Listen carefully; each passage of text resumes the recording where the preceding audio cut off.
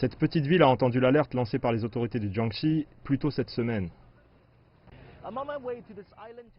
Je suis en route pour Mianchuan, un petit bourg situé sur une île du Yangtze.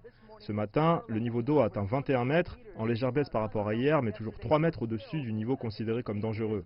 Les autorités locales ont expliqué avoir évacué les 4000 habitants de l'île en seulement 2 jours en raison des risques d'inondation.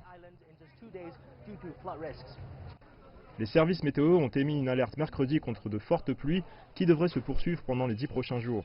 Les autorités ont déjà commencé à évacuer les habitants lundi en se concentrant notamment sur les personnes âgées, les enfants et les personnes handicapées. Le niveau de l'eau est plus élevé qu'en 1998. Le gouvernement nous a dit d'évacuer pour notre sécurité. Mais certains ont décidé de rester et de protéger la ville contre les eaux. C'est ma maison. Je suis revenu du Shandong il y a quelques jours. Le gouvernement nous a demandé de collaborer pour prévenir les inondations. Mais c'est là que je suis né et que j'ai grandi. C'est ma ville natale. J'habitais à côté du fleuve Yangtze et j'ai rejoint l'armée après avoir vu des soldats combattre les inondations en 1998.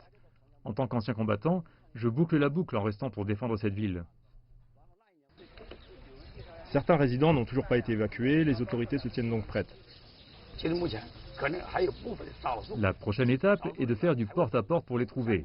Si l'eau continue de monter, nous devons faire de la vie des gens la priorité absolue et les déplacer par tous les moyens. Alors que les responsables et les bénévoles de Mianchuan se préparent aux inondations en renforçant les digues, de plus en plus de résidents se dirigent vers des abris temporaires de l'autre côté de la rivière.